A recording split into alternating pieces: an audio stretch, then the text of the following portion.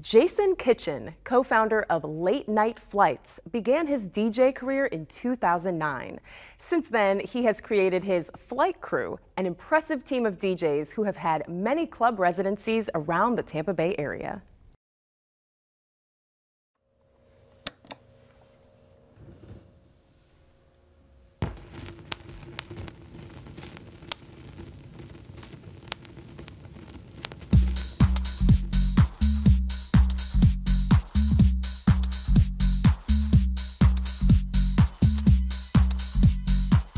Favorite part of DJing is, that moment when you're just totally in the flow.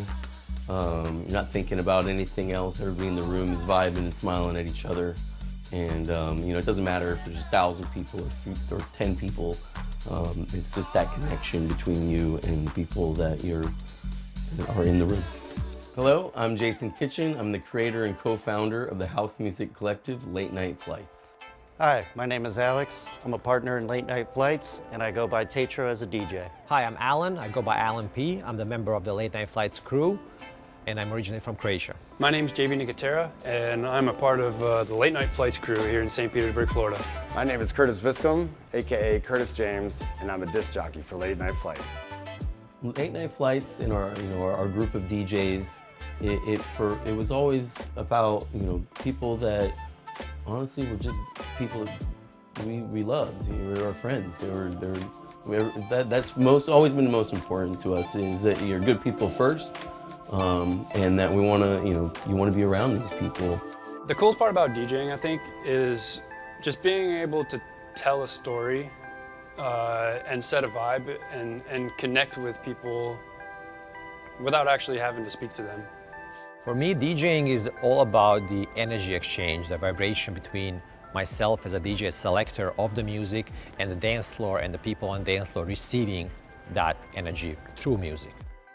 DJing to me is the art of collecting and curating music for a group of people that are all like-minded and tapping into the ether and energy of those people all at once, and letting them decide where the night's gonna go, and doing all of that without a single verbal exchange.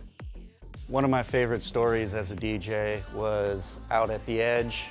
Rain started, there was no cover, it's an outdoor venue, and we just throw tarps out into the crowd, and these 40, 60-foot long tarps get spread out, and everybody in the crowd's holding it. It feels like you're back in middle school with the parachute. Everybody's under it, dancing, all the way connected to the DJ, and it was a ball. It was kids at play again. It was amazing.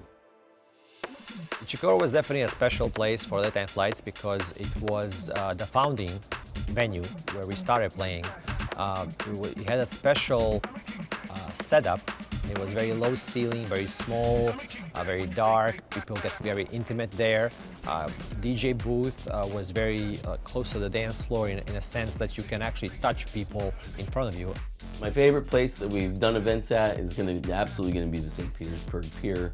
The fact that it's open to all ages, it's a free event that's been community funded, and just to be able to see these my friends and people we've known for a long time bringing their young children with them and seeing everybody dance together, it's really special.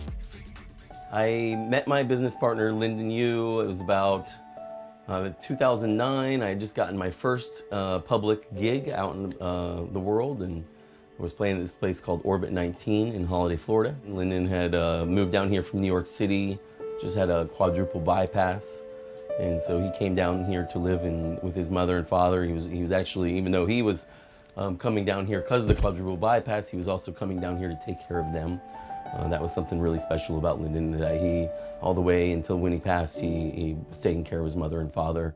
He was a mentor, for sure, when it came to music. He was someone who would always tell it like it is. He would tell you, your set sucked, and this is the reason why. He would help you get better. As always, a smile on his face. I never saw him grumpy, very rarely. He always was very direct and transparent. He held all of us together. He was a calming presence when he needed to be. He was a chaotic energy pusher when he needed to be. But more than that, he was a role model. He was a teacher. He was a phenomenal DJ. Lyndon was always the type of person that would listen to everybody. He made people feel special and always was an ear. He would do things that would just blow your mind, and like you would learn every time you saw him play. Even, you know, when he passed, that was something that everybody always said, was that he was there and, you know, just a really good friend to everybody. DJing and music really is where it started for me, and the many, you know, 20 plus years that I've put into this now, you know, there's a lot of different paths that I've sacrificed, you know, going down those different roads because of the late nights, because the economics of being a DJ versus having a career, you know, the just gig work versus steady career money is definitely, you know, those are the things that people don't always see or think about. And, you know, there's just tons of those kind of sacrifices, I think, to be an artist of any type. And so, yeah, I feel any artist could relate. And at the end of the day, I wouldn't take any of it back. You know, there's definitely struggles that come along with it, but the memories and the moments that we've all shared, it makes it worth it. You who make worlds collide, I knew you'd come knocking one day, unannounced like a thief. For more information, check out l8nightflights.com.